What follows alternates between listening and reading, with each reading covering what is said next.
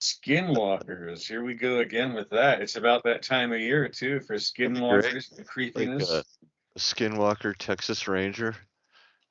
Be Chuck Norris, but he's like a evil shapeshifter instead of a kung fu master. Skinwalker of Caucus. Carcass? Yeah, Jeff Walker. He's giving you a Oh clue yeah. there. A Jeff Walker. Yeah, you got to watch out for them. Those He's a Jeff flesh Walker. walker because Carcass is all about ripping flesh. So the I flesh don't know. walker. They're all about not eating flesh. They're about eating Yeah, veggies. So they they're like terrify a people who are carnivores. yeah, they're a banana skin walker or something. I don't know. So I'm reading a Just book about throwing spaghetti at skinwalkers the wall. right now. Have Oh you? yeah. What do you know about Skinwalker Ranch in Utah? I'm reading a book about that right now. Yeah, well, I mean, I've heard about it, and I know like isn't it like the drummer of Blink 182 is like really heavily invested in that stuff? Like the Uh, UFOs or I think he was paranormal. into like ancient aliens. Like he started partaking of the show or something, Ancient Aliens. But I don't know about the Skinwalker stuff. But Yeah, it's up by Vernal, I think. it's really interesting when you think about it because I used to work in 9 Mile Canyon, Were which is you by uh Vernal. were you on What's the that? oil rigs? Were you like a rigger? Yeah, I worked on the oil rigs remember when my store, the Abyss, when it was I needed money, so I took on a job doing that while my kids ran the store. Hmm. And it was one of the most dark, haunting, and depressing things I've ever done in my life. We're out there in the Really? middle of nowhere in the canyon. There's no signs of civilization. You can't see city lights. We were in the mountains, Mhm. like in a farther north part of Utah, anyway, so you Mhm. couldn't see Salt Lake City or anything. And Vernal is not a very big city, but even that wasn't nearby. So, yeah, the drive out there from Salt Lake, Mhm. like I go Oh, out there on a desolate, Sunday, dude. huh? Desolate as shit. It's very desolate, and you're going out there at evening time. Mhm. So I'm driving out there in the evening, so it starts getting dark, and you're going into this desert realm, and it's just I think eventually you'd you're be on, into that. huh? I don't know. Isn't that kind of cool though? I mean, isn't it like the vibe, like that whole? Not really. I mean, if you're going by yourself and you're It's just scary. because this is why, because I would drive out there and like you're on the freeway, you're just by yourself in the car, there's nothing, no one to talk to, you're just listening to Mhm. music. All of a sudden, eventually, the freeway comes to an end, the road comes to an end. Then there's just the only place to go is straight ahead, but it's on dirt. And I'm like, Hmm. okay. And so you're driving out on a dirt path in the middle of scrub brush and all this shit in your car. Hmm. I don't have a truck or anything like that. Hmm. And it's getting dark. It's so dark that now the only light you have is this little blob of light put out by your headlights right in front of you. That's it. And it's like you just see the swelling darkness around you and you see shit moving out of the corner of your eyes and no Oh, street lights, no lights of any kind, no signs. You're just what like the hoping that you're going fuck? in the right You place. back? Huh? What? Hello. Yeah, here we go again. I'm here. I lost you there, Jr. Can you hear me? It says you're still on the call. I am still on the Where are you? call. Hmm? Yeah, hello. My connection is strong. No, it's not. Yours is weak. Well, it looks like it's just me. Anyways, as JR was saying, he's I wasn't saying anything. be talking about them. The curse of the skinwalker. So yeah, Apparently we're treading on sacred ground. We're being respectful though. I mean, it's not like we're making fun of the skinwalkers. Maybe they didn't like my Skinwalker Texas Ranger joke, but come on. yeah, you better If watch anybody, it. if anybody's gonna have a sense of humor, it's gonna be skinwalkers, right? Oh yeah. Do you think they love? Do you think they know love skinwalker? Love is a chemical imbalance. Is it? Don't you I, think so? I don't know. I don't believe in love. Never Do have. you? Never will. I don't believe in love because it's never worth the pain that you feel. Maybe you're seeing it through the eyes of a stranger. Maybe, but it's just another rainy night without You you. need to take hold of the flame, Mark, Why? because there's a girl that's going to get close to you. For the lady was it the lady that wore black? She's blinded by her love for you. You're her night rider. And this is like some kind of operation. Like operation. Okay, I don't know, dude. I'm grasping at straws right now. And you're the Queen of king the of her Reich. Reich. Oh yeah. Yep. Well, anyway, Well, we were let this talking be about your skinwalkers. warning. Yeah, they were giving us a warning. Oh, yeah, there you go. You got one. Mm-hmm. Well, your deliverance from solitude is going to be the queen of the Reich that you meet. Sounds like I would totally dig her. I need a Because queen. now you're on the roads to madness, even though you are, in fact, the child of the fire. What's interesting is you know way more about Queensryche than I do. You'd think that it would be the other way around. Or just naming songs. That's I all. know, but I don't know that many songs from Queensryche. Well, that's because you like their newer stuff. It's just kind of forgettable. I like the old stuff. I don't know if they're newer stuff. I wouldn't call Mindcrime their newer stuff. You know, I didn't like Mindcrime. It was just the wall. I'm like, okay, whatever, fuck that.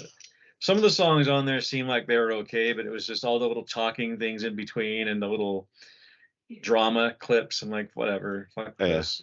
I But remember I was now. also just not listening to that kind of metal at that point in time, and they were like leaving metal behind, kind of anyway. But Yeah, they had a return to form though with I almost want to say J.R. Torino. What's the guy's name now? The new singer of Queensryche. He has almost like your name. you mean Queensryche vocalist from like Blabbermouth? They kept saying Queensryche vocalist says, "I don't smoke Mm-hmm. before shows." Queensryche vocalist says, Todd Latour, that's his name. Queensryche vocalist says, "My name is Todd Latour." Yeah, no, he's really good. Like they kind of did a return to form when they got him in the band. I mean, he can Like he can what? nail the Jeff Tate stuff. Like it sounds like early Queensryche, like chunky metal with just the soaring vocals. Because you know how they kind of went alt, like kind of grungy, with like Q2K, um, Mindcrime 2. Did You they? know what I I mean? don't know. The last thing I heard they did was Promised Land. Silent Lucidity. That was an Empire. That was like the last Yeah. time I've heard Mhm. anything they've done. And that was kind of like their last of their sort of classic albums. And then they did Promised Land, which is like, like all those bands were kind of like trying to sort of go grunge because that's when, I guess they were trying to kind of keep up with the Alice in Chains, which is kind of sad for someone like Queensryche because they're a Seattle band in the first place. So they don't have anything to prove. Yeah. But I don't know, man. I didn't like grunge. So you don't give grunge any kind of clout these days or any kind of like Me? tip of the hat because it's some of it has stood the test of time, like say Nirvana or Alice in Chains, even though they're not even really grunge. I mean, Soundgarden, Yeah. any of that stuff, you don't think it stands up? It does. And here's the thing, like my dislike for grunge is completely I'd say maybe like an immature. It's sour grapes. Totally just sour grapes, right? Because I'm a hair metal guy and that was my thing. And then all of a sudden grunge came and took away hair metal. They took it away from me.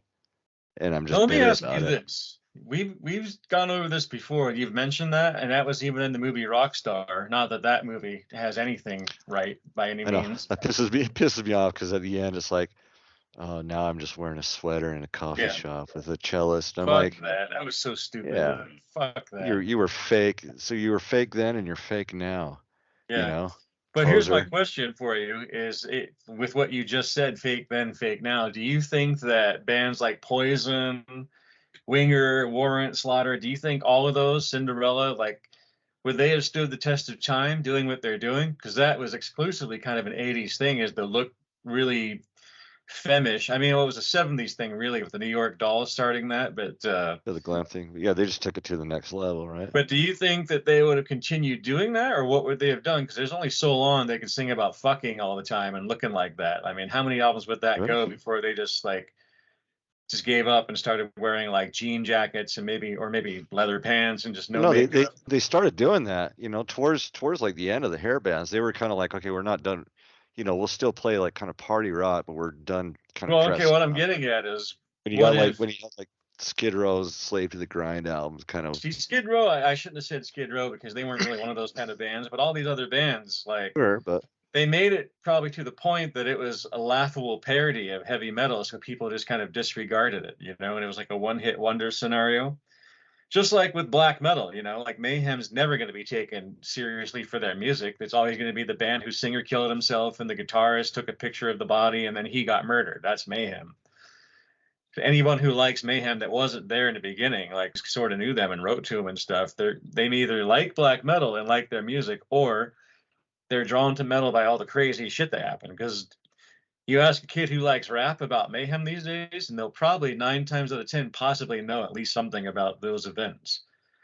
Same thing with, really, like, what do you think about like Warrant and bands like that? I mean, do you think they'd still be around oh singing well, "She's My Cherry Pie"? I mean, yeah. I mean, they are right now, but I mean, see, that's why Warrant's I kind of a can't get different that rap is still situation. around. I'm like, why is rap still around? Who cares about your gram of coke and your fucking bitches? Like, how old is that? Like, why do we I need to don't hear know. that all the time? I don't At even least know what rap's doing. NWA, Like, Ice-T did it good. Like, these new things are just like, yeah, fuck they off. hit. Well, I I don't mean, what know. do I you mean, think? Do you think that glam rock like did a disservice to itself? I think it started to become. I think it didn't get a chance to really evolve.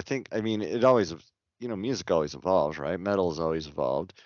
But you heard it on, like, when you compare like the first Skid Row album to Slave to the Grind, right? You know, that they're second. I mean, they're miles apart sound wise. Slave to the Are they? I Grind is don't like know their heavy as stuff too hell. well. Yeah. Explain it for someone who doesn't know, like me. Well, I mean, so their first, first Skid Row albums kind of almost in the Motley Crue, you know, uh, sort of like the Theater of Pain or a Motley Crue, right? Kind of party rock. And then they start hanging around like Pantera guys. I think they even, they start becoming friends with those guys. And then their next album is just heavy as hell. Slave to the Grind is like just this crushing, it's still a Is rock that album. It's still like, is that really what happened? They hung around with Pantera? yeah, I mean, I think I remember reading interviews where they were like, when they were recording their second album, he's like, it's like I was listening to Cowboys from Hell. He was like, just, you know, they wanted to like get just way heavier and way groovier, and they did.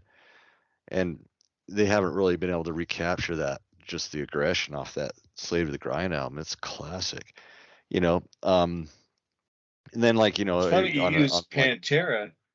It's funny you huh? use Pantera as an example because they used to be a glam band. Oh yeah, So, yeah, totally. Power from there, yeah.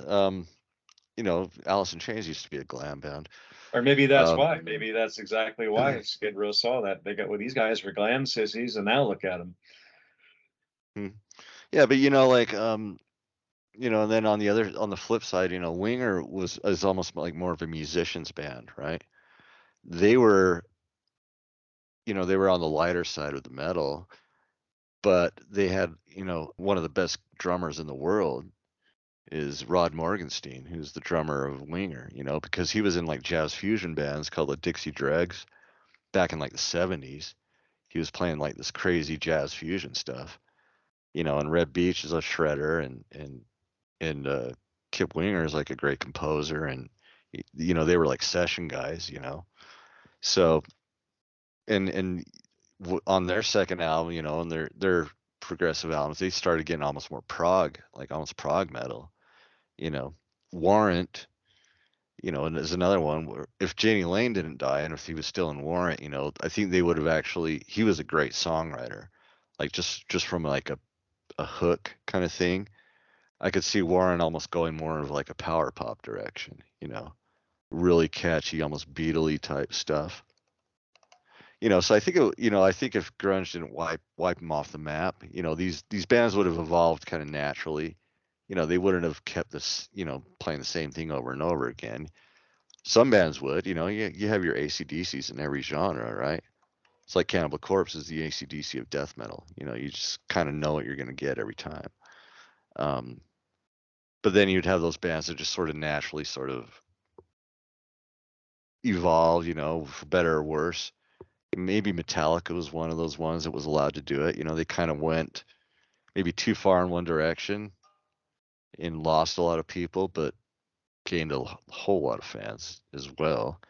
And now they're kind of back to doing like thrash metal, you know, sort of traditional. You know what I mean? But when you have So you almost like keep saying grunge was grunge. almost like an artificial removal, you know what I mean? And granted, there was like a corporatization of hair metal, and I kind of didn't care about, you know, like it didn't bother me. Like, fine, you know, if some of these bands were like label creations, and I know Winger got accused of being like a corporate like invention, like a almost like a boy band sort of thing where they're just assembled. But no, they happen naturally. But there were probably some bands that were just kind of thrown together like by the label, like, you know, we'll take the prettiest guys and we'll write the songs. We'll have Desmond Child write all the songs, blah blah blah, you know. So, So you but you keep know, saying that grunge wiped hair metal off the map, but I mean, did it really? That's well, my it point. wasn't. It's like I mean, you it think wasn't it. grunge. I don't. It wasn't their fault. I mean, it was like labels, you know. You It got to was think like the. too. You got to think too, though, that when glam was the big thing, it was like 87, 88. That was 86, 87, 88. That's when that stuff was the biggest, like the really glammy Poison, like Pretty Boy stuff. But then also, you also got to Yeah, consider that Slayer, Megadeth, Metallica, Anthrax, all those bands were coming out around that yeah. time too. So people also Oh went yeah, to and then that. and you also also had Accept. You had Dio. Priest was still going. Yeah, I don't think like the regular metal stuff was like a cash cow for very long. That was the thing in 83, 84, around there, 85, but then like it just kind of like got homogenized, like bands started to lose their identities in like 85, like Kiss did Asylum and Judas Priest came back with Turbo, and then all of a sudden like you have this big renewed glam rock thing with like Poison and Trickster and all these other bands. But then death Mhm. metal too came out. Don't forget, like around the end of the '80s. So then there was Like also 89, that. 90. Yeah. So I mean, like it's one of So I those don't things. think Like if you leave it grunge alone, particularly did it. I mean, if grunge took anything away, it took away some peripheral people on the outer layer that were just it there for hit well no, singles and and videos. But true, and at the end of the day, you know, I think grunge or whatever, you know, whatever happened with grunge, like the labels started to see it because taking grunge off, was and a they just fad too. It didn't last very long, and yeah, like these days, right. people make fun of it too. So Yeah, and it did serve to sort of kind of shake the branches, you know. And the bands that are still around, they're probably putting out some of their best stuff. The last Winger album smokes. Um, you know, Warrant's carrying on with a new singer, and they're writing some good stuff. The new Skid Row album is actually pretty good with their new singer. Um, you know, those guys stuck around, so that you know that music's still going, and in a way, you know, it's because there isn't really any money in it. You know, they can kind of do what they want. So artistically, I think you know it's more honest, you know, these days. But you know, I just love that scene. You know, like bands like XYZ, Shotgun Messiah, and everything, where you just had like pop metal, you know, kind of happy riffs with shredding guitar solos. I mean, that's to this day, that's still kind of my thing. You know, I love it. You know, as much like I said, as much as I listen to extreme metal, I can't play it. You know, I mean, technically I can play some of it, but it just doesn't come out of me. You know, I don't know. I can't write that aggressively. So, So it's still, at the end of the day, like, I mean, those are my old reliables, the makeupless era Kiss, Winger, Warrant, Slaughter. Not so much LA Guns. I mean, they're okay. TNT, that's another good one. And the prog metal stuff like the Dream Theater and all the bands that were kind of spawned from that. But yeah, I don't know. I don't know, man. Well, I don't know.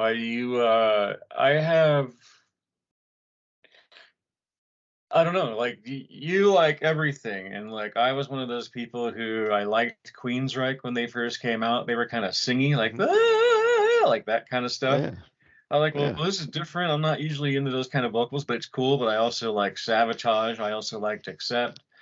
But it seems like Oh all of yeah. those bands would put out an album eventually that was a little bit more polished, a little more clean, a little more Hmm. mainstream, and that was where I got off the bus. And I was like, I'm thinking like, why is that? It's just why couldn't I I go don't think, on? man. I Huh? don't think Savatage ever did that. Savatage, what happened with them is like, they started kind of getting more. I mean, they had pretty good commercial success with their Edge of Thorns album. They had that.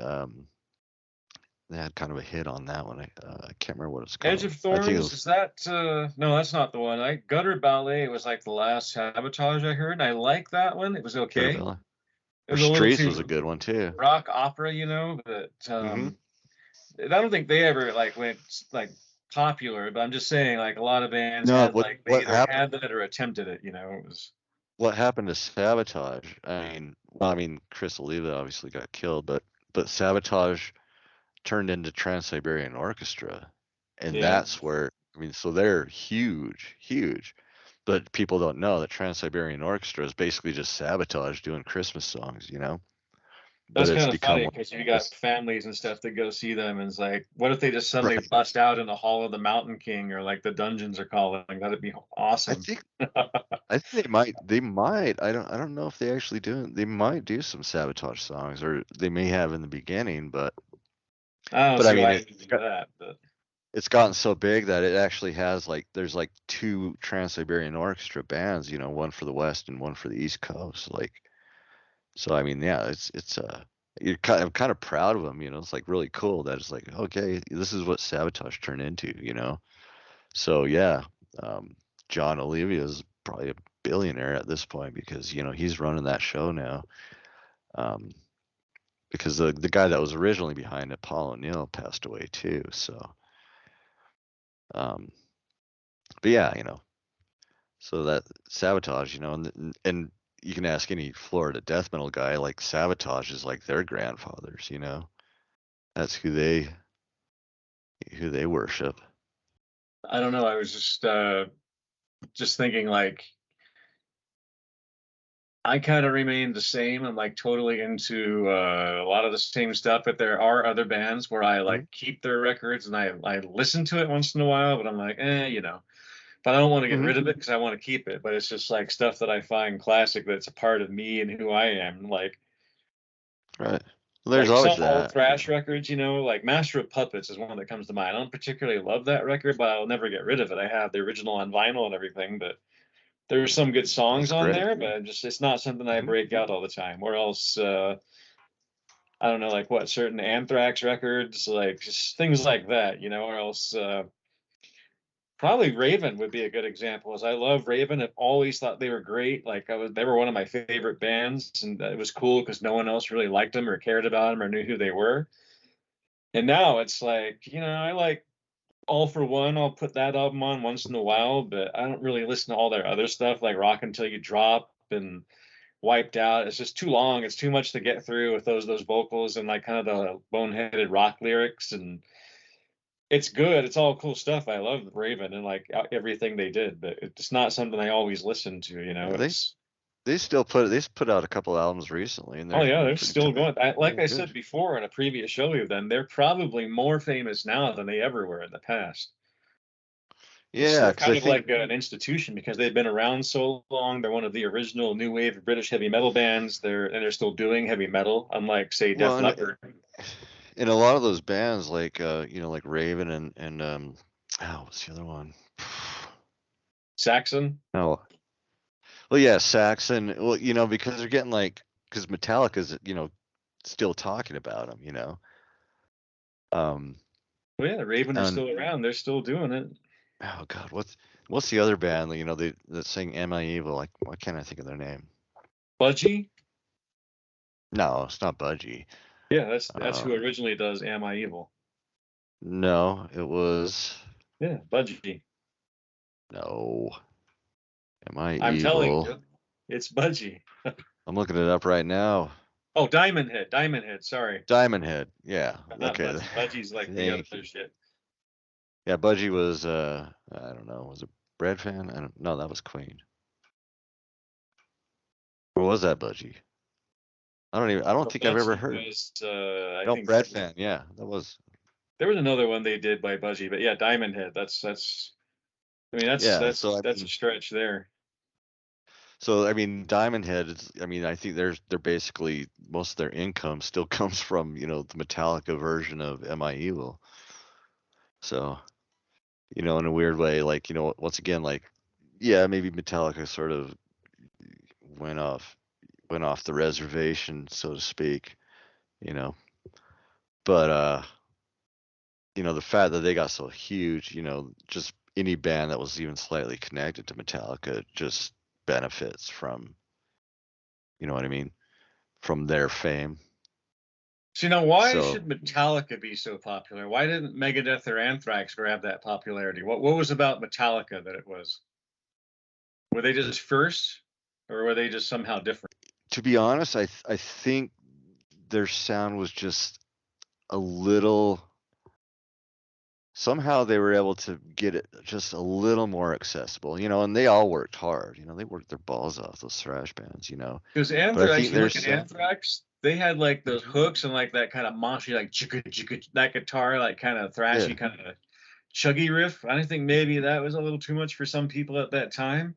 it But was Fight probably like a Fire little with too. Fire by Metallica, that's fucking crazy brutal back then. That's the one that got me. Oh I was in the yeah, record bar downtown in Salt Lake City's ZCMI Center in 1985, and some guy put on that record, and the acoustic part's all pretty. I was like, "What's this shit? Put on some metal." And then when that riff came on, I was like, yeah, "Holy shit! Are you kidding me? What is this?" yeah, And fucking blew me the fuck away. I was like, "Holy shit, yeah. yes!" I remember I bought that tape. I couldn't find the record. I was a record guy at the time, but I bought the tape, and I listened to Fight Fire with Fire on my Walkman all weekend long, from Friday all the way to Oh yeah, Monday, dude. before I even got to Ride the Lightning, the second song. I just kept Yeah, rewinding. I'm like, fuck, this is awesome. and it Fuck, still this holds is up, dude. awesome. Yeah. It's still heavy. You know what I mean? It still kind of gives you that same juice, right? But other than that, Anytime you hear it. Metallica had some good heavy metal songs. They were just no Hmm. nonsense. They weren't like glammy. They were complete Hmm. opposite of the glam rock scene, which is kind of Hmm. where I'm going with all of this, because they had cut off t-shirts, ripped up jeans, long hair, no makeup at all. They were ugly. They had acne. They had tennis shoes on. Hmm. Totally real. You can identify with that, as opposed to some guy just trying to fuck a girl. And that's the only people they're appealing to, is the girls. Like, look at how hot we are. Yeah, but I can identify with that too as someone who, as a horny teenager, right? Well, yeah, but Yes. I mean, the point is like, you're not getting laid like these guys in that band. So why should you be supporting them? No. It's like, what about these dudes over here? Because They just want to because thrash and skateboard. you're living vicarious through them. It's all, Yeah.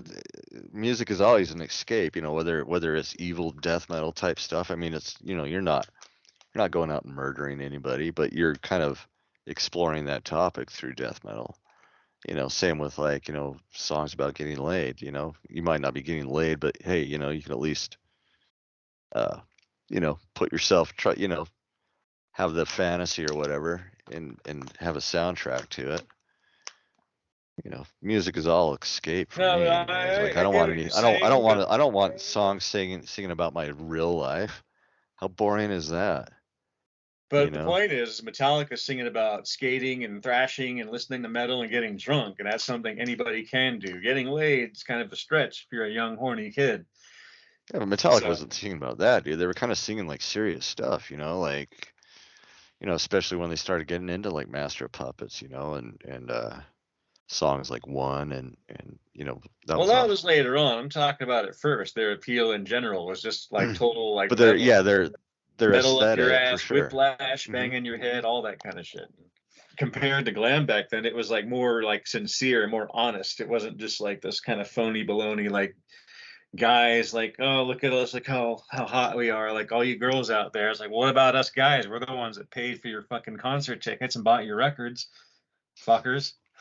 So it's kind of like Kiss, Oh, you you're know. It's funny because bitter. Kiss is always about the girls, and like I remember I saw Kiss for their reunion tour or the beginning of their farewell tour anyway in 1995 or six. Paul Stanley goes, "Look at all these beautiful girls and all these cool guys." It's like, yeah, I'm a Well, cool yeah, guy. All right, Paul, thanks, dude. I yeah, but you know what? I mean, think what he are you gonna do? realized at that point in his career, like I should include the guys who are all here, like who paid money, are probably more of our audience than the fucking girls, you know. Are you a cool guy I am a cool guy. or are you a cool girl? Both. Wow. Depends on the day. No, I forgot where we were even going with that. We are just talking about the demise of how metal changed when glam came out and then glam came out and grunge came out.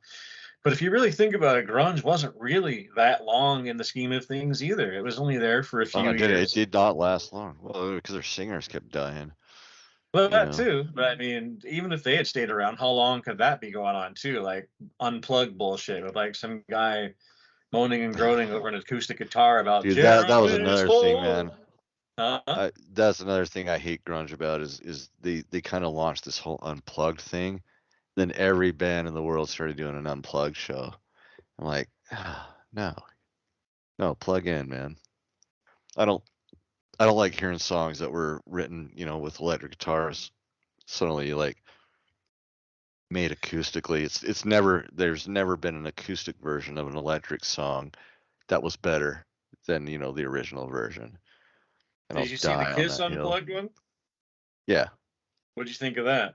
I'd rather listen to Kiss plugged in. Well, so would I. But I mean, I had the unplugged CD and I never listened to it. But I mean, it was what it was. They played them good, but that, of course, was Yeah, also I the mean, of course. catalyst for them to get back together. But I mean, yeah, it's it's nothing I care about. But I mean, that was the whole thing about grunge that I hated too. Was just that they were trying to. If you really think about it, grunge did what Metallica did. They took the in-your-face, dressing like a normal guy kind of appearance, the normal Mm-hmm. song topics appearance, like depression and drinking and partying and girls and whatever the fuck. Yeah, and But they it took made the more of like music the kind of more morose stuff. dismal. Yeah, they Yeah, had and I more don't of like the like. depressing shit. Like we're not getting laid, we're not Yeah, having fun, but this girl killed herself exactly. if we know her. I'm like, oh fuck. And I don't like morose music, man. You know me, dude. I don't like depressing music. I like either like kind of in your face, like aggressive, or I don't know, happy shit. 'Tis the season for black metal, Mark. Look outside. For you, yeah. Oh yeah, fall is which is weird because like the style of music I listen to in the fall is actually more like I don't know. I think I end up getting almost more like a like chill type music. I'll listen to some of that like kind of lo-fi stuff, like Japanese lo-fi, where it's like just sort of electronic or just melodic, like hard rock. It's kind of my fall music. I've been listening to a lot of like Richie Kotzen lately. He's like my favorite guitar player I'm of all telling you, time. man, black metal is good. You're gonna like some black metal.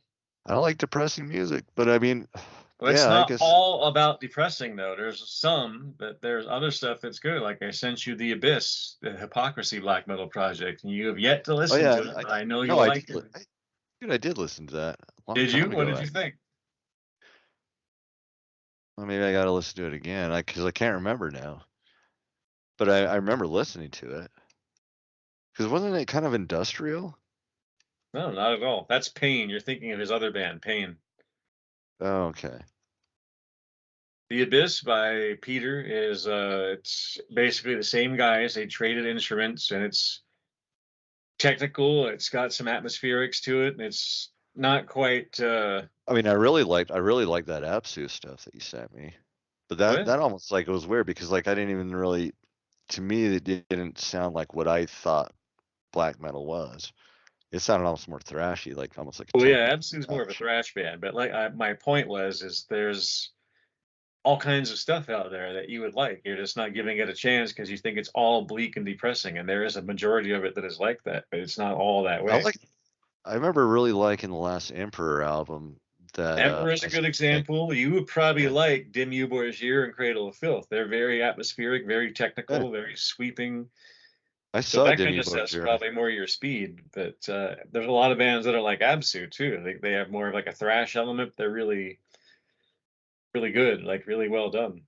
Demi Borgir opened up for Hypocrisy, I think it was the other way around, unfortunately. or But yeah, Hypocrisy opened up for Demi Borgir. Yeah, but yeah, I was at that show. It was Demi Borgir, Hypocrisy, and oh my Vile gosh, and Children of Bodom. was Vile there too? Yeah, I must have missed Vile. Shit, I like Vile. Vile was first, then it was Children of Bodom, and then after that it was Hypocrisy, and then Dimmu was after that. I remember Okay. that because that was like right around the time I first opened up the Abyss, the shop. I went with all my babies who worked for me, and I was like, "Why is Hypocrisy opening for these guys? That's bullshit." And it's funny because Peter produced Dimmu Borgir's a few of their albums in his studio. Oh, you did? That's So, cool. oh yeah, tons of those bands. Like almost every band around, like In Flames, I think, Children of Bodom, possibly. There's a lot of bands who went to Abyss Studios. Huh. But Dim U is the one I know for sure. They did a few albums there. Electric Hellfire Club even went there and recorded an album, and Hmm. that was their best album too. So Hey, I actually, I didn't mind Children of Bodom. I thought they were pretty good too. They were a good band. Rest in peace, Alex Leho. so speaking of bands from Finland, Mm. I've got a band from Finland, a black metal band on the label, but we had a falling out, and I still want to release the album. What do you think I should do? Well, as someone who doesn't own a label, so I can only see it from like the artist standpoint. Like you'd have to be. I wouldn't want to do it without their blessing. To be honest with That's you. kind of how I feel, but he also said, "Release it if you want, but the band is dead." So basically, that was the last thing he said to me. So, Well, then I mean then that's there's your permission right there. I well, mean, the thing maybe is get it's it a in good writing. album. I want it to see the light of day. It's a good album. I really like that record, but unfortunately, the guy was just really impatient because I had so many bands and projects going at the time. I said, "You got to wait a little bit, dude." And I kept putting him off, but then eventually I was like, "Okay, I'm ready to do this." He's like, "Okay," and but then I couldn't find anyone. That's when COVID exploded, and everybody stopped pressing CDs. I'm like, "Well, I can't do anything. No one will press a CD." And then that's just how it was for like the next year and a half, going on to 2 years. And then by that point, Hmm. everyone was like raising their prices because the prices of plastic were so high for some bizarre reason. It was just price gouging is all it really was. But they were like, "Oh, yeah, like COVID demand." I'm like, "What demand? You guys didn't do shit. No one did shit during COVID. Now is there now a demand? I mean, fuck off. That's stupid. That's bullshit. You're just price gouging." Hmm. So I found someone to finally do it, and I arranged it, and I told the guy, and he immediately, right then and there, like stopped talking to me. And I was like, "Okay, I'm ready to do it." It was like I opened the door, and he walked away as soon as I opened the door. I was like, "Fuck!" And that was the last thing he Really? said was like, "Release it if you want, but the band is dead." And I knew he was pissed. He was pissed as fuck. But I had so many bands and Does he releases ahead blame of you? us. Did he blame you for the demise of the band? I don't know about that, but I mean that's kind of how it sounded. But it was just him. He was a one man band, but it was really good. But I'm like, okay, well, I mean, it doesn't have to break up just because the CD didn't come out yet. Don't get pissed at me. Like shit happens, dude. Sorry. Like we had all this, I had all these other releases. I told you about that. It was going to be about this time when it was going to come out, but then that's when COVID happened, and then I didn't expect them to do all this plastic shortage, price gouging. So by the time I found someone to do a CD, I like hit him up, and he would not talk to me. And the only way I could get through to him was on Twitter, email. So he stopped talking, and I have the stuff, and he said, "Release it if you want. The band's gone." I'm like, "Okay," and I kind of don't want to do it because that would leave a bad taste in my mouth, but it is a really good record. So I don't know. Hmm. Well, I mean, if that's in writing, I'd go ahead and probably, if release it, Um, but if he just told you that over the phone, I'd probably still just be like, hey, send him an email. I don't have Remember a when he way to said get you in could? touch with the dude either. That's the thing. If I release it, he's not going to get any because I don't know how to get a hold of him. The only way I know to get a hold of him now is through his Twitter, and it looks like he never answers that, or at least doesn't answer me. So I don't know anyone who knows Mm. him. So Well, then, yeah, I guess I, you know, I thought then about then doing a in that less case, then grandiose yeah, go version. ahead and release it. I was Pardon? thinking I'd just do like a CD and like put it in like a cardboard sleeve, not do a big booklet and all the stuff like I was going to do, and only do like 100 of them or something, and just put it out just for a short run. And Yeah, I'd probably do it. What's the band called? Iapathos. Well, It's a no, demon my name. band It's name. it's black metal. It's in the vein of Mysticum. It's like one guy, he's got a drum machine just going crazy, and there's all kinds of like industrial sounds, but it's really dark. It's really aggressive. You would hate it. It's like a really dark, brutal, depressing, aggressive black metal album with a drum machine. But it's pretty Yeah. good. It's one of the best black metal albums I think I've ever heard. And I knew the guy, and he fucking hates me. So maybe I Well, should but if release you it for say that if and be like a big thing, like, oh, this guy hates my guts. Check this out. Oh wow. yeah, it's a controversy. Yeah, these things happen. Yeah, man. I don't know. Did you see the latest Category 5 album's finally gonna get released? Is this the one you played a solo on? I played a few solos, yeah. Oh, you did more than one, huh? Yeah, I think there's like maybe 3 solos, 4 solos maybe that he did. I don't know. Oh shit, you're just back in the band then, aren't you? No, it's kind of sad. Like it'd be fun to like. I think they're playing next weekend. Um, for like the CD release. I think they're doing like a CD release party. It would be nice to go down there for it, but I'm not gonna be able to make it, obviously. But Why not? You're not that far away. I know, but I gotta work. Call in sick. Uh, shit, dude. Yeah, that's always Well, a you're good thing to famous do. rock Like on star. You got things to your do, man. You got first in your first 60 days of working in a place, you like start calling in sick now. In fact, yeah, I think the reason they're thrilled with me is because I'm like one of the only employees, new hires that hasn't called in sick yet. So kind of want to keep my good standing. But I'll make it down there eventually. But I still gotta do some rebuilding here.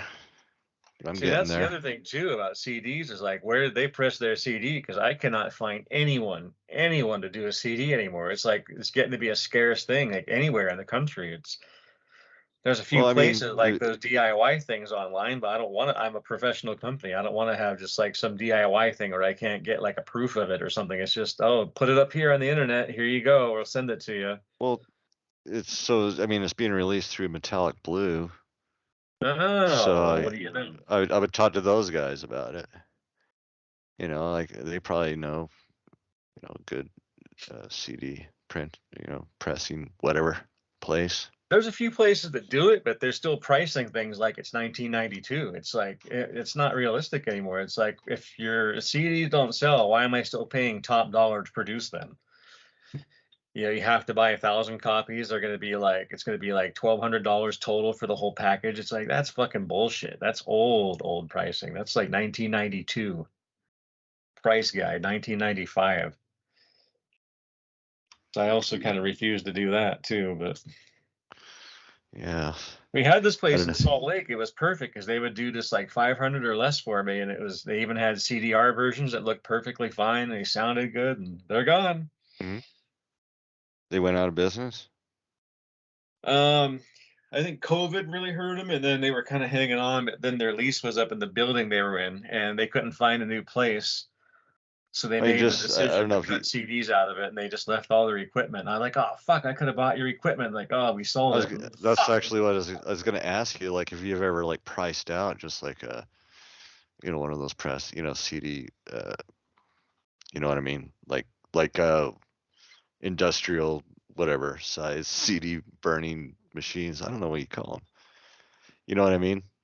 Yeah, I mean I don't know. Have you they ever? had it, and I'm like, man, I wish you guys would have said something. I would have totally like seen what I could do about doing that, and probably couldn't have afforded it, but that would have been like a good investment. Just like if you had like something, if you could find some way somehow to get like a vinyl press, you'd be rich. Because look at all the vinyl that's coming out today. Like, and vinyl is another one. The prices are just insane. Vinyl prices are gouged so bad. It used to be like Well, it's eight, isn't ten one of the bucks for a reasons. record in the 70s, and it didn't cost that much to I mean, it cost money to produce them, but not like what they're saying it does today. I mean, there's more technology involved today, and you got more colors and all that stuff. But I mean, it shouldn't cost Well, more to isn't do a isn't different color. no, but isn't like the reason like vinyl's so expensive right now is because of like OSHA regulations. Like it's like kind of government red tape sort of things, I don't know. What do you because of the mean? I've never heard chemicals that. used.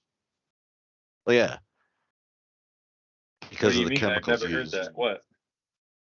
What? No, I was asking you, like, Why would isn't you that say the that? Did you reason? hear that? Like, I don't know. What do you mean? Yeah, I think I heard that somewhere, and I can't I tell have you no where, idea. but As far as I know, they're in a warehouse with a couple of vinyl presses, and they just dump some plastic beads into a press. They melt them down and put your lacquer press on there and press your record. But yeah, but I don't I see mean, why I, what I OSHA think has. I I mean, think I it's like guess. one of those OSHA things, where like you have to have like certain licenses or to work with certain materials, and it's just a pain in the ass, which is I why I don't hate it. know. It's not a bad point. Like that may be because it's dealing with plastic, but I don't see why. But it's not like it could be. I don't know. It's like a petroleum product, and there's other like chemicals involved, obviously. Plus there's heat, and so I mean, I think it's just like kind of like one of those, like I said, sort of, you get I like don't think you have to do that because here's a good example is at the restaurant I work at, we have two fryers hmm and we've never ever ever had a problem with anyone getting hurt. Like we clean the fryers every week. Well, we clean them out every night. We empty the oil and hmm strain out all the gunk, hmm but then we change the oil like every week. Well, one time this kid at work got hurt. The guy who looks like David Vincent actually. Did I ever tell you about that guy? uh I have a guy, he used to work there and his name was Caleb, but he looks like remarkably like identical to David Vincent, long hair David Vincent, like same face, same nice. demeanor, same punchy way of like speaking, like semi-intelligent kind of inflective, like, like same Yeah. guy. It's like he had no idea. He like rapped, like wow, super original there. But I told him about Morbid Angels, so he kind of got into it because he's like, oh yeah, it's my evil twin. And anyways, this dude, he was very eccentric and he wore like golf shoes to work one day. Yeah, that's There was not a some good kind of idea. weird shoe where they were like, they had these weird little cleat things on the bottom and he would wear those. I'm like, that's suicide to wear that in a restaurant in the kitchen because you're going to slide all over the place. I'd always watch him. Yeah, He'd leave them cleats. sliding. Kidding. They weren't really Yeah. cleats, but they were like, he said they were driving shoes. I don't know really what they were, but they were like BMW shoes or something or some weird off brand. He was one of those kind of guys. Fancy. Yeah. But they had this weird sole in the bottom, and like you got to wear slip-proof shoes when you work in a restaurant. If you don't, you are going to fall on your ass. Like wear Chuck Taylors all you like, but you're going to be a kiss in the ground if you do that. Well, he Yeah, had you these slip. shoes Yeah, that on, grease. and he was lifting this big pot full of hot oil from the fryer, and he slipped, lost his balance, and he caught himself, but the oil splashed into his shoe and burned his foot and it got on Nice. his arm. And when it happened, he like freaked out and dropped it, and it spilled more on him. And he got really burned, really bad. He had to go to the hospital. He had skin grafts and everything.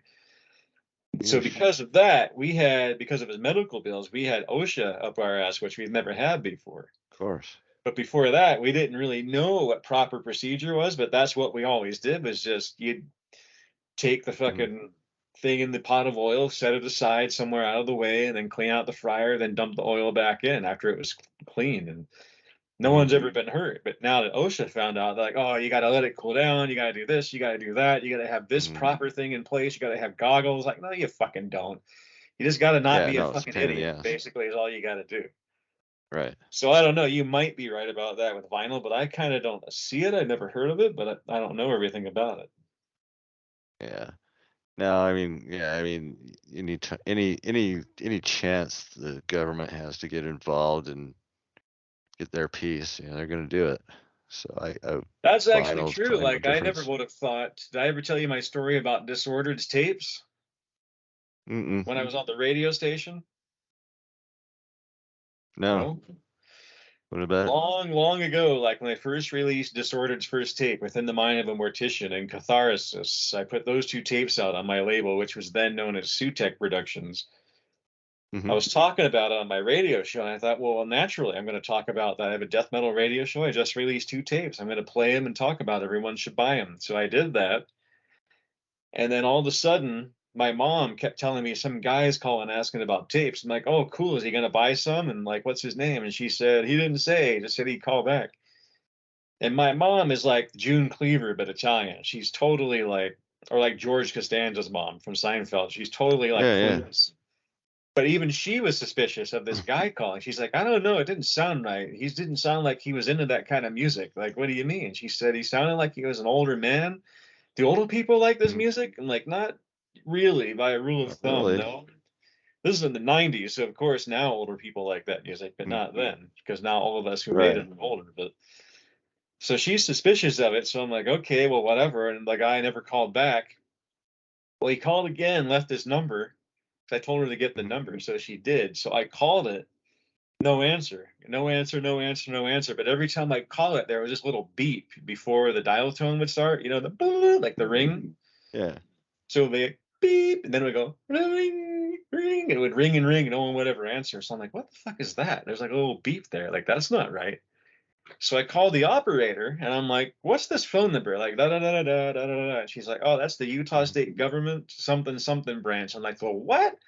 So I started freaking out and I called the radio station. I'm like, this guy is calling my house, like asking about these tapes I'm talking about on the air. Does it have to do with the lyrics or what? What is it? And I asked the Mhm. program director, and she's like, no, like, well, who put the tapes out? Did you release them? I'm like, yeah, I have a record label. I release them on my own label, and I've been talking about them. She said, that's probably what it is. It's called payola.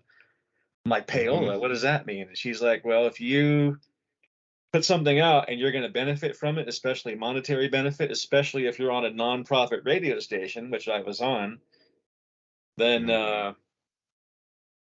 that's called payola, and like that's illegal. I'm like, oh, who the fuck would have known that?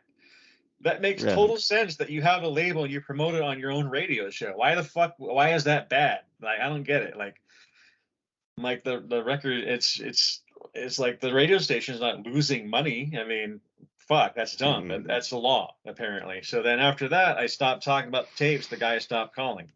So it was pretty Wild. weird. I was like, fuck, that's scary. The government was calling my house. Yeah, But I'd dude. also No. heard too about KRCL was such a left-wing radio station that apparently everybody who worked there, including the DJs, all had a file at the Capitol building here in Salt Lake. And I'm What? like, bullshit. Like, one of the other DJs told me that, and I was like, that's bullshit. He's like, no, I've seen it, man. I've seen my own file. I'm like, why? What? And No, I'm they're in like, oh cahoots, god, dude.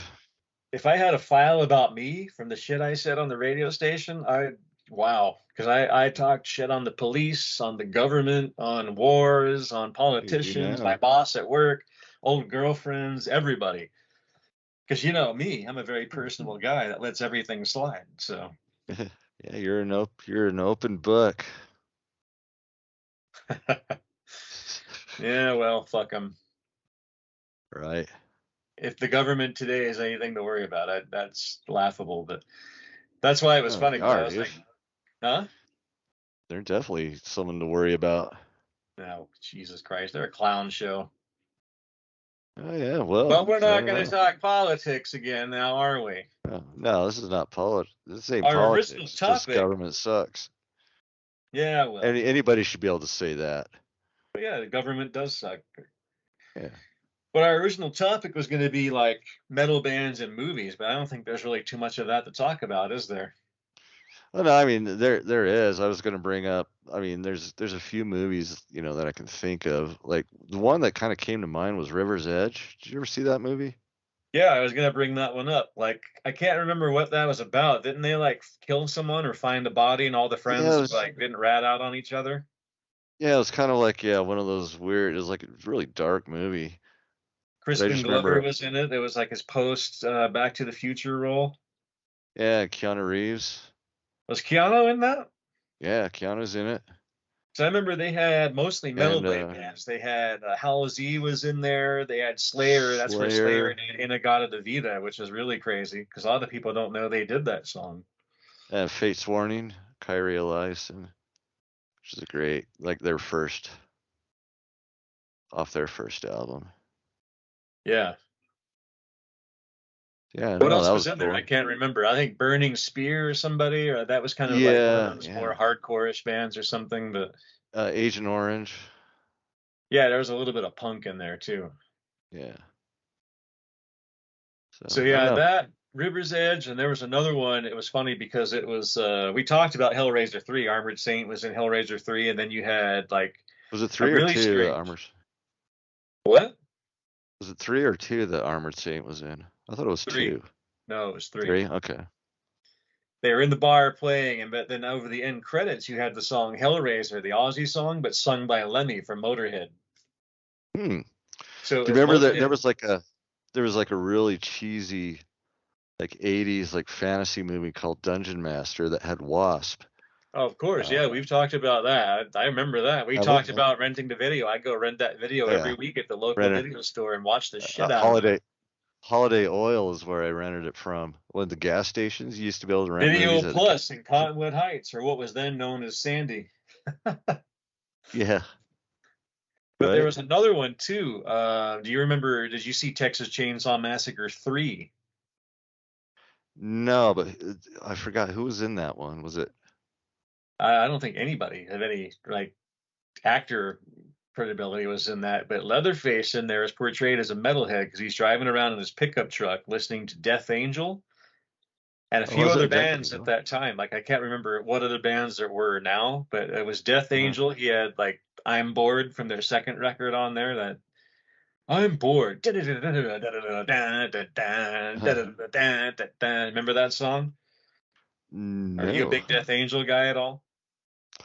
I like him, but I was never like a huge uh like I never really like got into him hard, but like their newer stuff has been really good lately.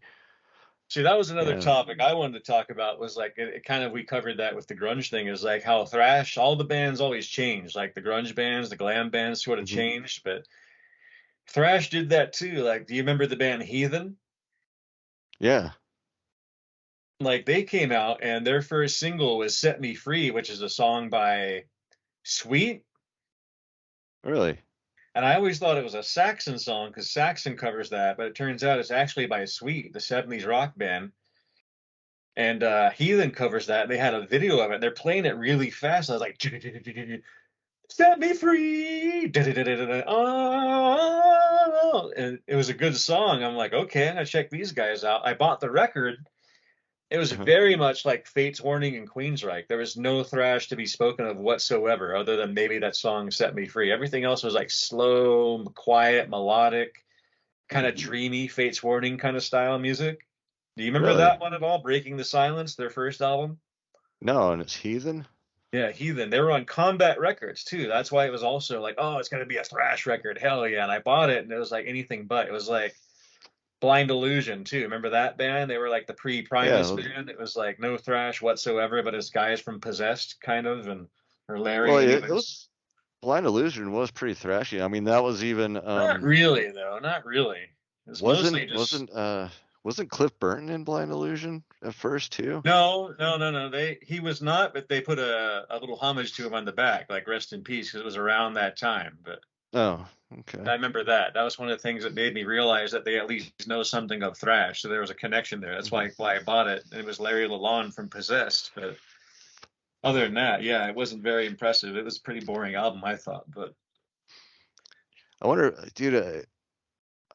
I mean, maybe I haven't looked at it, but I want to know what like Larry Lalonde thinks about, you know, being part of that Possessed. I mean, like it's such like Seven Churches is such well, we got a into an argument monumental about this a album. few shows ago. But he was back in Possessed for a time. I don't remember specifically what he did. He's not on the new album. But I think he Hmm. played some shows with them because I know that he was back in there for a minute. So I'm pretty sure they at least did some shows. But I Really? mean, it's part of his heritage now. It's part of his past. I'm sure he's proud of it, but it's probably, like dumb kids with black paint and, black fingernail paint and drooling blood and holding upside down crosses. But I was also thinking about Death Angel because they came out. They were like a really hard thrash band, kind of. But Mhm. their second record came out. It was more groovy and funky. And it was really slowed down. There was like just different songs. They had a cover of Kiss Cold Gin. Uh-huh. There were just songs that were more like just mid tempo, just like kind of slow and just funky. And it was around that time too that Noise Records also released a band called Mordred. Do you remember them? Oh yeah, I remember Mordred. They were I kind of remember like a I rap really liked funk that metal. first album. Yeah, I liked it. Because I mean, I got really into like funk metal for a while. Like Do that you was remember kind the of my band Mindfunk? yeah, which is weird because they didn't sound funky to me when I bought that album. But they Yeah, were they were almost more more of like one of punk, those kind of almost like an LA alternative. Guns kind of rock, just kind of whatever, dirty or gritty rock Yeah, band. kind And of. it was, Yeah. and it came out after Celtic Frost, Cold Lake. But here's what's interesting: is the connection there is the drummer of Mindfunk is Reed St. Mark, the drummer of Celtic Frost, on all their classic records. No, I Yeah, did did you not not know know that. that? Uh-uh. Yeah, so So Mindfunk, it's they Mindfunk? Are they a Swiss band? no, not at all. They're Americans. Reed St. Mark is also an American. He just happened to be like got recruited to Switzerland to play in Celtic Frost. And I always Uh-huh. wondered about that because I've read the books, but it doesn't really say. But I feel like Reed St. Mark was probably the kind of guy who wanted to be in a band like LA Guns or something because Mm. he had his drum set had like women's high heels all over it. And he would always be like had stories of like fucking groupies and he'd like fuck the singer who did female vocals on one of their albums. And Hmm. he was one of those kind of guys, but he looked like it. He had like the poofy hair. He didn't really wear the corpse paint or any like spikes. He just wore like a black leather vest and some jewelry. And it was really interesting because I'm like, well, went over there to play in Celtic Frost. He probably thought it was going to be something like Crocus or something because they're a Swiss band. I don't know if that's what he thought, but he ended up in one of the most legendary dark metal bands of all time. Crocus Frost. And he ended up in Mindfunk after that, who are American. So he came back home to And he's they from only New put York. out that one album, right? Yeah. There was just that one album. Yeah, I remember buying it thinking I was going to be like a funk metal album, and I was really disappointed. And if I went into it knowing it was just going to be more like a sleaze rock album, I probably would have actually liked it. But you know how you buy I don't think something it was really expecting like a one thing? sleaze. I don't think it was like a It's kind of like sleaze it was rock kind of album, like but a it was sort of like sneery, kind of almost punky, kind of. it was just one of those things, like not Mr. Bungle, like it didn't have the saxophone, but it was in that vein, like just that funny, happy, sassy, Really? kind of good I had time, to tongue listen in to it cheek. again. Just where Uh, American metal was going at that time, like what were all those other bands like Green Jello and stuff like that? And yeah, I never liked that band either. you didn't Yeah, I don't like know. Green Jello? No, yeah, it was they had that song "Little Pig" or something like that. Well, my fellow DJs when I was at KRCL, they would all play that song all the time. If people would call me up, I'm like, get the fuck out of here with that. I'm playing death metal and black metal. You ain't gonna hear that shit here. If I'm not No, playing Slayer, I'm certainly not gonna play fucking Green Jello. I kind of I mean I don't really like. It sounds weird, but I don't really like uh too much humor in my music. I If don't that makes either. I sense. don't either. Like that band Like I Ludacris. don't. Did you like Yeah. Ludacris? Remember they became No. Scatterbrain. Remember that band? Yeah. I mean I remember kind of liking the riffs, of Like Scatterbrain, Dude, but Don't once Call again I Me don't. Dude. Remember that song? Yeah. Yeah, I don't like when they kind of sound like the only like kind of joke band or humor band that I do like is Steel Panther because all those guys are like legit musicians, and they write like really good songs, but they just have like total like dirty comedy lyrics. But they're all like serious musicians, and they actually kind of they approach the music seriously, and then they kind of make the comedy thing after the fact. But I don't like it. I kind of don't like it when other bands, I don't know, like just try to be goofy or strange, you know what I mean, or eccentric. There was Ugly Kid Joe. They were kind of like that in that same thing too. You know, that I hate everything about you song. Yeah. Yeah, just I don't know. And you know, and I mean, I like humor in the you know, like kind of in the David Lee Roth. You know, the tongue in cheek is all right, but when you're just kind of going straight out, like we're being goofs, you know, like I'm not. So Lawnmower Death didn't do it for you? Mm-mm. You know who that is? No, I've never heard them. I just know the name. They were on Earache. It was funny because when Earache was like riding the crest of their own wave at that time of death metal, like the only death metal label there was, or like the biggest one anyway. Hmm. They by the time they put out the second Morbid Angel, Blessed Are the Sick, they had Nocturnus, they had all those records were coming out, like all these classic death metal bands, Bolt Thrower's second record or third technically. Hmm. And then all of a sudden they put out two records that really people started to pause and go, "What the fuck?" One of those was Mighty Force, which was a techno band, like industrial. Hmm. Because Dig Pearson, the guy who ran Earache, was into anything extreme, and at that time, like industrial and techno, which they call gabber over there. There's like a form of it called gabber, which is really hard, pounding like techno rhythm with harsh noise. Hmm. Um, so this band Mighty Force, they sound kind of like I guess nowadays you compare it to like VNV Nation or one of those kind of bands. It's like synth pop. So Hmm. it's industrial, like synthetic music with like some vocals over it, and it sounds like a European guy singing about whatever, like a new wavy Right. kind of thing. Yeah, So yeah, I kind of like bought it. yeah, What's that? kind of like a Depeche Mode sort of thing. Not quite that new wavy. It was still like kind of heavier. It had like the Yeah. industrial, the electronics to it, but that's kind of where it was Oh, from. It was born more out of new wave than it was rock or metal. okay. So you had the guy with those kind of style vocals, like the more effeminate kind of English pop vocals, but it was over industrial music, which wasn't necessarily super heavy, but it was kind of heavy. So they put out this band, Mighty Force, and like, me, I like industrial, so I was like, okay, yeah, I can get into that. That's all right. I mean, it's kind of weird that it's on Earache, but whatever. Hmm. But then they put out this other record by Lawnmower Death, who are a UK band, and it's first of all, it's was doomed to failure because it's UK humor. British humor A is British funny humor. to British people. Well, So- I love British humor, but oh, I do too. Like I don't know Benny how it Hill. translates to music. Yeah, Benny Hill, are you being served? Hello, hello, hello, hello, and shows like that, Faulty Towers. Man About the House, Monty Python, like they're all funny, but there are times where you're just like, what did he say? And you're just kind of scratching your head like, what? Right. Or they'll make references to something English that you don't get. Well, kind of Lawnmower Hmm. Death, like was it was kind of like that.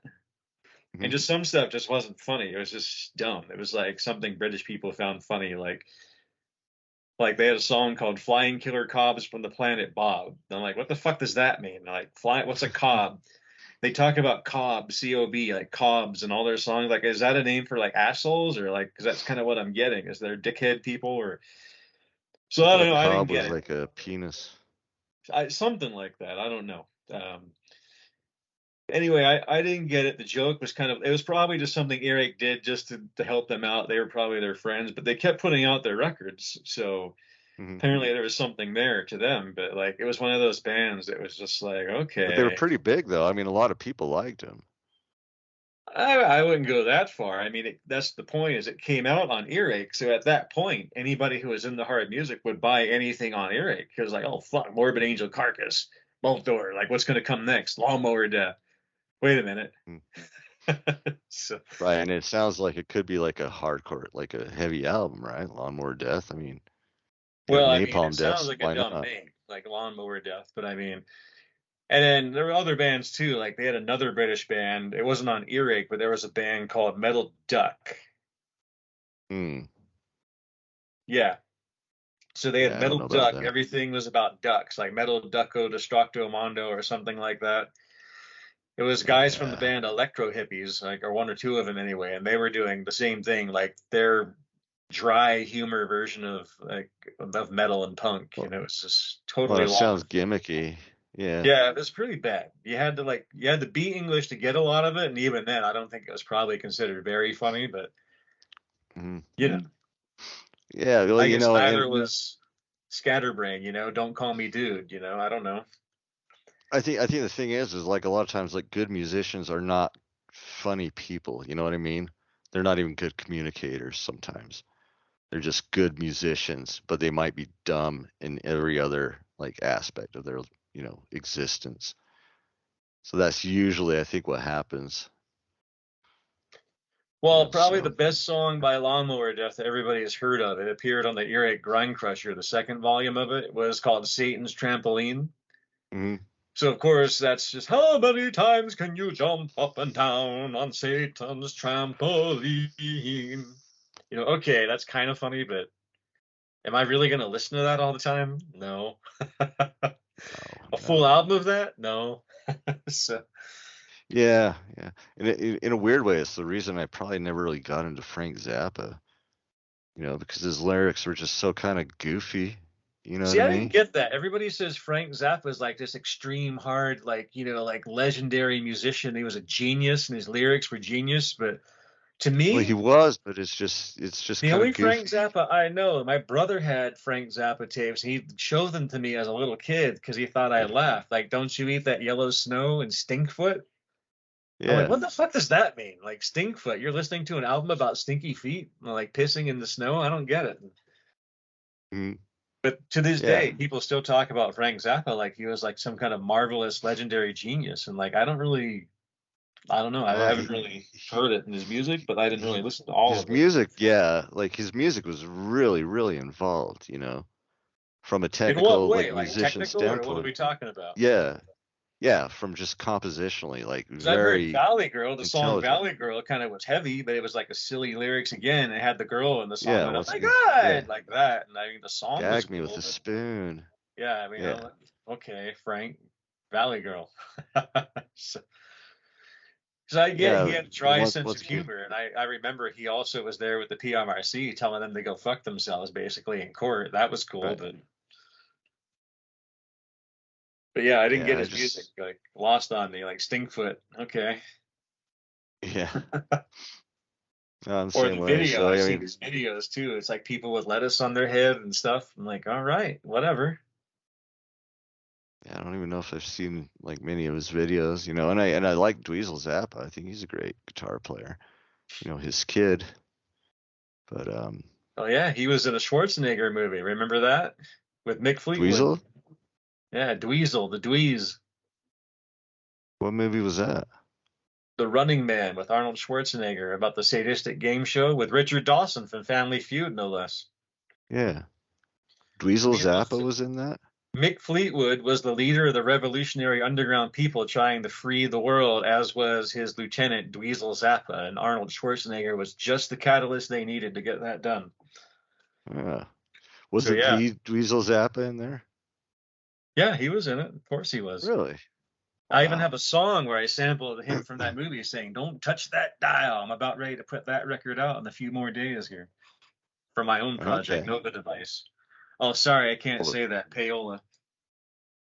yeah, you can, because this is a Fuck podcast. Payola. It's my show. This isn't. Yeah, this Not isn't charging people NPR. $20 a head to listen for nothing, are we? No, but you can. If someone wants to pay us, I don't know, maybe just put your Venmo in the show notes. Oh yeah, we should do that. I So don't I know. thought about making it so that people could write to us and ask us questions and or have us talk about shit, but I don't know. What do you think?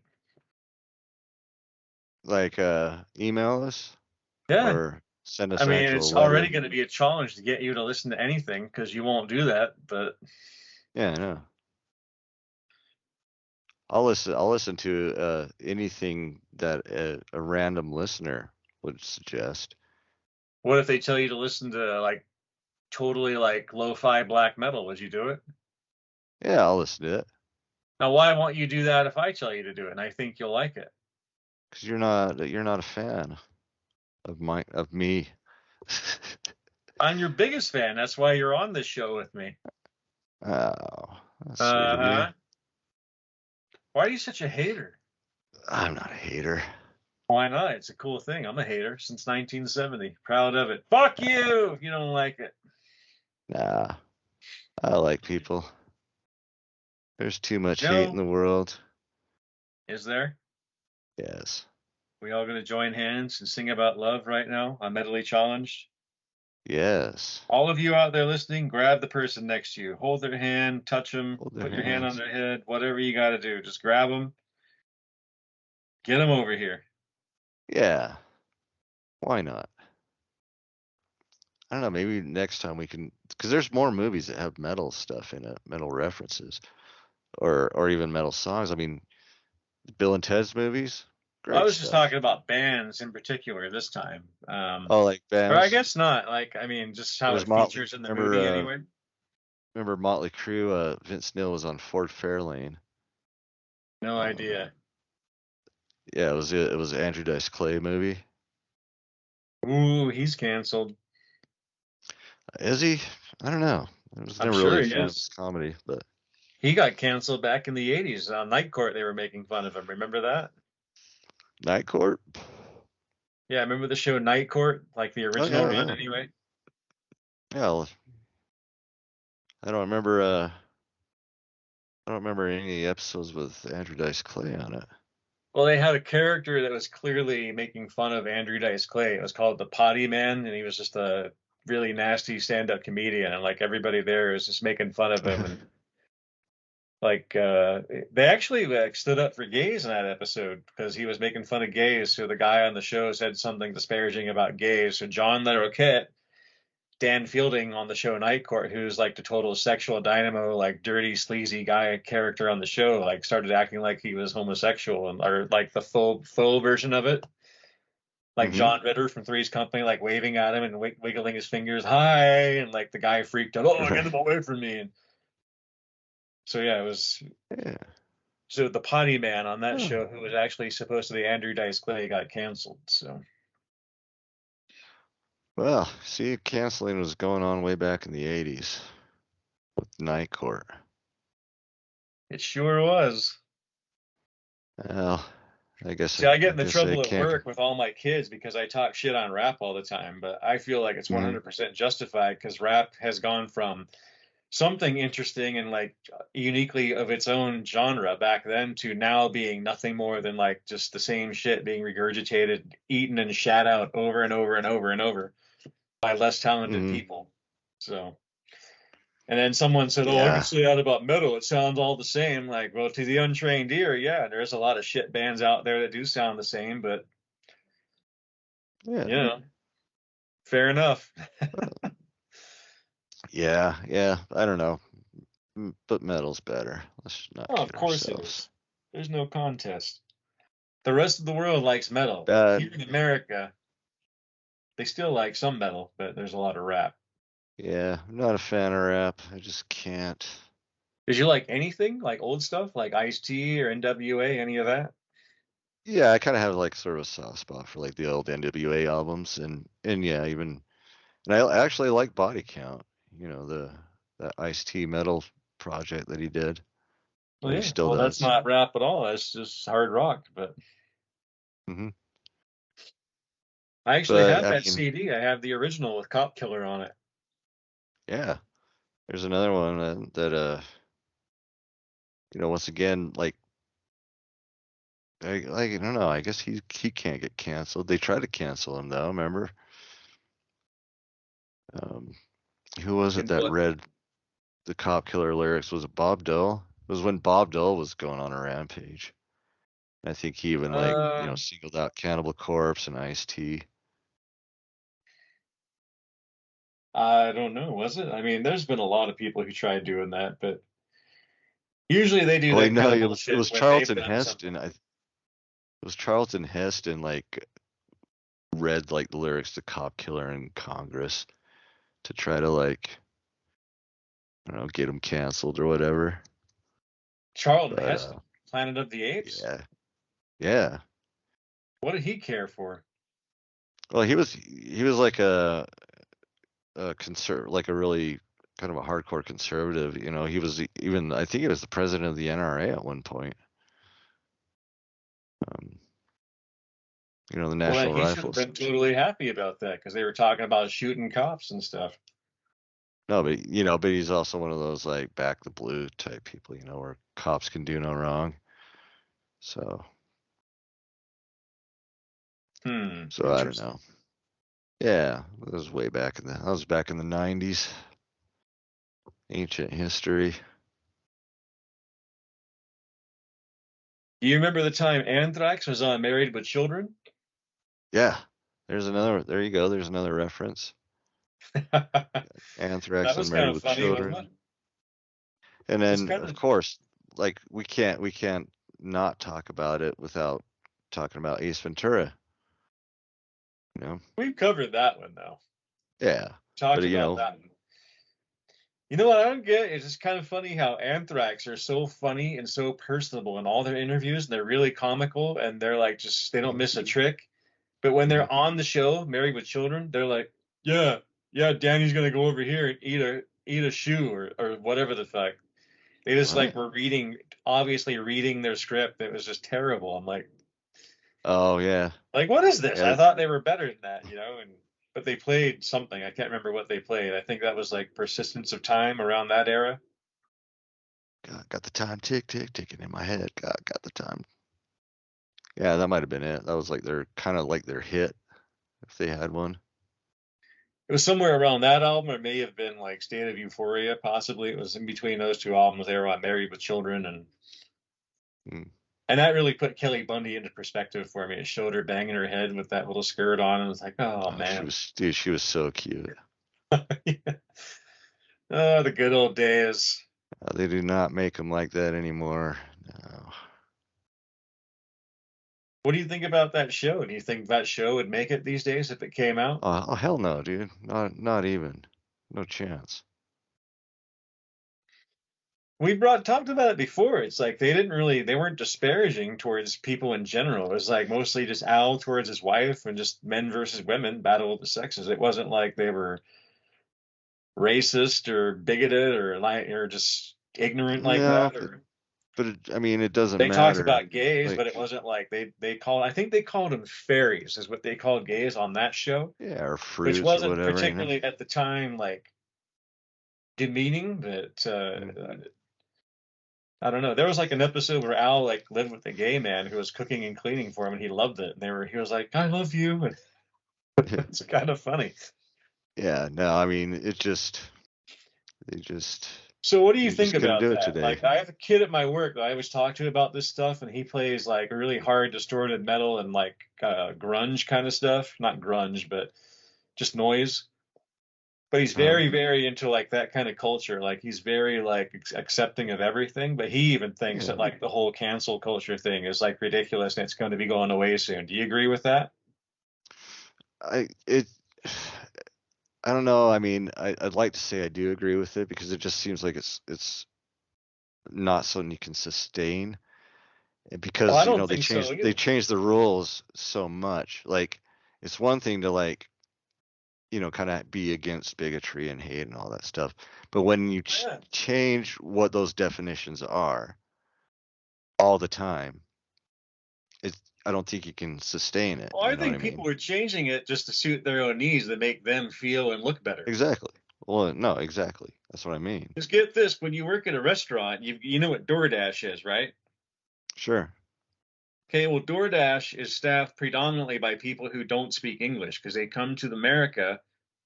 They come to America and they don't have to learn how to do anything. All they have to do is have a phone. Hmm. So they get a job. They don't even have to be legal. They can get a job at DoorDash. They can drive around and just they go to a restaurant. They just stick their phone in your face and it says Bob Smith, like Hmm. half slab of ribs, mashed potatoes, and beans. Like, okay, here's the Bob Smith order. You hand it to him. Hmm. And if you have to talk to him, then you got a problem. But since I speak some Spanish, it's okay. But like most people Oh, don't. right. But the point being is like it's always somebody foreign. So I was talking to one of my coworkers one night, and I said DoorDash, like that with an accent. Uh-huh. Now I got called a racist by this young girl who's 15 or 16 that works there because she heard me do that. She called me Right. a racist, said that's wrong and that's really bad, and then I think that's a racist thing to say, and just walked off like that's fucking it. It's done. It's decided. You're a fucking racist. I'm like, Yeah. okay. No. Like Like I said, it's the not girl I was talking sustainable. to is looking at me like, what the fuck, really? I'm like, Mhm. what the fuck was that? And it pissed me off because I'm like, fuck you. How do you? Mhm. You're 16. You haven't even lived your life. You don't know shit about what racism They don't. truly is, and you're a white girl. Fuck you. That's Yeah, yeah, bullshit. yeah. It I mean, is. that's where It's we're really at right stupid. now. Is people who are doing that kind of shit. It's like just because I do that does not mean I'm a fucking racist. I mean, No, we're on no, this we get, topic again. yeah, and we almost had it like it's one of those things. I think we almost had it, the right idea in the '90s, where it was like the concept of being colorblind, you know, but now that's not good enough. So, but like I said, I don't, I think it's kind of collapsing. I don't, once again, I don't see how you can sustain it because eventually even the most like self-righteous people who are canceling people right and left, they end up getting canceled because they can't even keep up with it, you know. So that, that little 16-year-old girl that got up your ass about that, You know eventually what's funny? she's going to cross the wrong person and say the wrong pronoun or something, and she's going to get canceled and she's going to get a taste of her own medicine. It always happens. They You know what's consume funny their about own. that is there was actually something like this on Star Trek: The Next Generation, Hmm. and Yeah. it wasn't 100% like kind of like about race. It actually was about race. Now that you think of it, it's an episode called Drumhead by The Next Generation Star Trek, and it's where there's a high-ranking official that comes aboard the Enterprise, and Captain Picard is caught up in this trial on board the ship. Mhm. So they find out that this guy who they thought was a Vulcan, that would be the pointy-eared race like Mr. Spock, Sure. they find out he's actually a Romulan, which is also a Oh, pointy-eared race that are related to the Vulcans, but he lied about right. it because they're a current enemy of the Federation.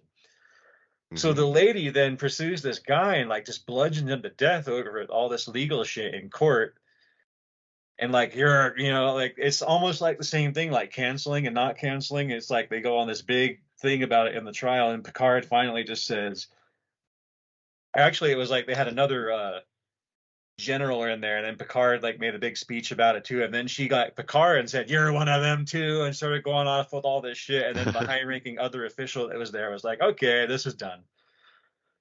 And it was the Yeah. girl who was the high-ranking female official that was accusing everybody. That was the one who freaked out when someone brought up a racial or an anti-racial comment made by someone in history. It turned out to be her father.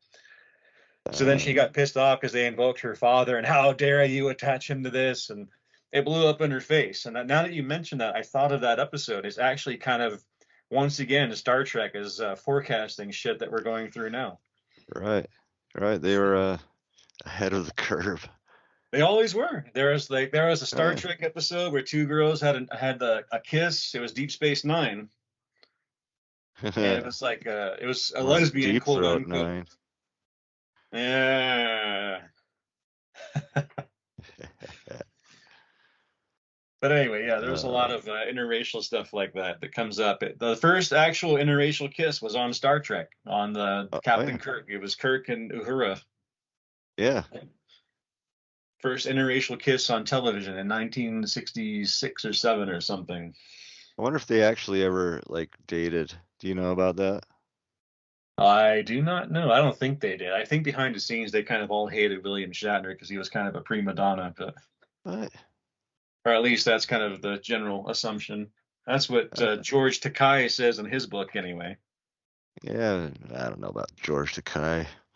Well, he is gay, Yeah. so he didn't have a backstage affair with them. So Well, you never know. I mean, like then again, you're right. Maybe they William did. I don't know. Shatner and Gene Roddenberry, they really passed up a good opportunity to have the first, right after the first interracial kiss, have the first interracial homosexual kiss with George Takei. Well, they You know, did on Deep Space Nine, though. That's what I was saying. Is they have a trill, which is a creature that lives inside of a humanoid, it lived inside of this character that used to be a guy, but now it's inside of a female body, and that female met this other girl, and they had this big romantic thing on screen and a big kiss, and Mm. it was actually a very controversial episode because that was in the 90s too. So Yeah, that's kind of when that stuff was. Now, like, you don't even blink an eye, when you see that stuff. It's like, it's almost boring. Like, yeah, whatever. Two chicks kissing, I've seen it. that's kind of But, funny too, because if you think about the people who are like the really like strict, like people who are like Christian and all of that, like mhm. something tells me that even though they don't like gays, they're probably whipping it out watching two girls like fondle a dildo and kiss each other, on like some kind of porn website. I'm Just not a fan saying, of. there might be something there. I'm just saying, JR, if you ever get a chance to do a three-way with two girls, do it. Oh yeah? Why are you just saying that? I don't know. It's You wouldn't know, would no, you? of course, no, I wouldn't. No, not at all. Me?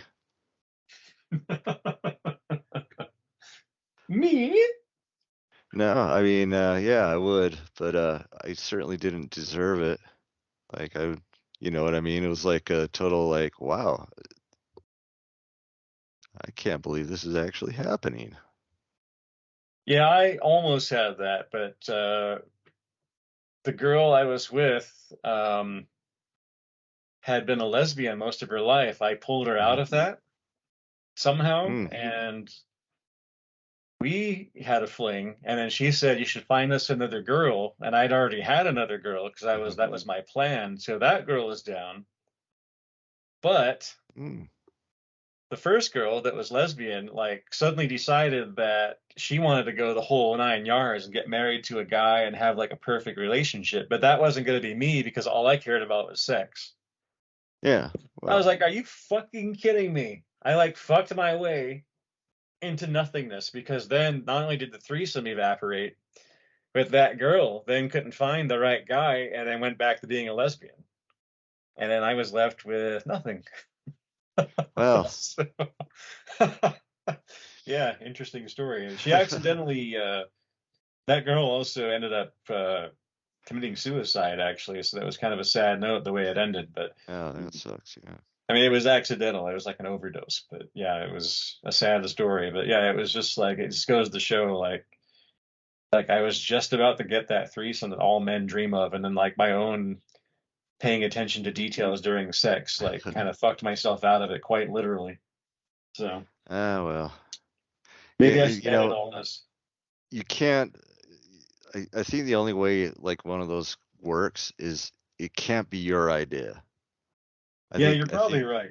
it has to be like because it was like sprung on me like surprise, you know. Like Yeah, I I think that's almost kind of how those go. Like, unless you're a yeah. professional that does that shit all the time, it's just kind of how it goes. You got to roll with the punches. You can't like premeditate it. No, because someone's gonna get hurt, you know, if you try to premeditate it, But if it's like That's funny because I because in told my you I was situation it reading. was like two girls that schemed, like behind my back, and it was like okay, so Yeah, like cause like on Seinfeld where like George tries to plan that, but it's with another guy instead. He's like, "Oh no, no." yeah, Like a big yeah, hairy dude with the Tom Selleck mustache and his girlfriend. yeah. Um, but I told you I was reading that Casablanca Records book. There was like a little Mhm, anecdote in there about the guy who wrote the book. Like one of the people in his office was mhm, this young kid, and I guess that's what happened to him. He had a basically an orgy. Like he had his girlfriend had about 4 or 5 of her friends over, and he said, "Oh, one thing led to another," and mhm. I'm like, "What?" And the guy who wrote the book was just like, "Yeah, one thing led to another. Poor bastard had to put up with that all week." I'm like, wow, the Yeah, '70s, man, the '70s. dude. Yeah, we were born in the wrong decade, man. We sure were. We could have started heavy metal a decade early and been like famous, Exactly. and probably still not rich. But Yeah. Yeah. No, I mean, I wouldn't be. I'd still be borrowing, money at the end of the month from you. goddamn.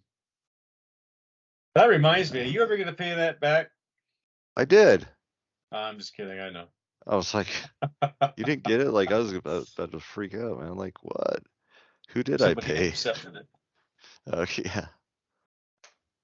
Oh, man, I'm always good for it. Yeah, now you're sitting pretty with all your Skinwalkers. So did I ever finish my Skinwalker story? Like, or that's not get recorded? I don't know. So you were like driving to Well, there wasn't really much of a story. It was just talking about how like depressing and bleak the drive out there to the oil rig was. But you're just driving on yeah. the freeway, and like the freeway eventually comes to an end, and there's just like a dirt road, and all you have is like this blob of light in front of you, and there's animals running around. There's no signs, no city lights, no nothing. You're just in the mountains driving, like hoping you're going the right way. And I didn't realize this, but where I was in 9 Mile Canyon, it's by Vernal.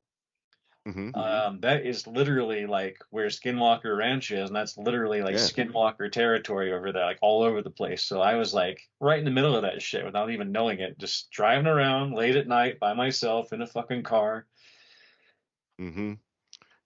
Have you been to Skinwalker Ranch? Like, No, no, you or can't go driven there. by? Like you go near that Well, I thing, know it's you like can't Area go there. 51. You're escorted the fuck out of there. Like it's now government owned, but it used to be just private property, and they were like sick of people Is, coming. But now I think it's government owned. So is it government? I don't think it is. I think I think somebody that it owned it, is. I and think it's something to do with like there's or no, it's privately owned, but they're certainly not tolerating anyone coming out there and hanging around. But oh yeah, for sure. I think it might be government owned. I don't know. I'm reading the book. I just barely started it, so it's a whole book about all of the shit that went down there. Okay. So I'll let you know. In the meantime, you can watch out for all the stuff up there in Wyoming because you're not exactly safe from them up there either, are you? No, no, and they're not safe from me. Not to mention Harrison Ford lives up there. Yeah, in Jackson, Oh, and where are you at? Lander. What's your address? It is. I'm not telling you. I can't give you my address. Oh man. All right. Well, I guess we've managed to banter for an hour and a half, actually 2 hours, Two including the part hours. I didn't record. Yeah, man. God damn. You got to go to bed too, don't you have to get up early? Yeah, 5. Oh shit. That's crazy. Yeah, man. That's all right. You'll do anything for metal. God damn, you're a diehard. It's all for metal. Exactly. For all those groupies that we don't get. Exactly. The We're too groupies we old. don't get and the threesomes that we almost had. We're too Oh, you old for had that one. stuff, anyways. What? Yeah, we're too old for it now, though. Not me. I am. You're never too old. Well, maybe. We'll see. I told you, you need to be a vampire. Anyways, Yeah. Mark, Yes. it's been lovely. Yes, it has. And we'll shoot for next week. So if I send you some records, Uh, dot, yeah.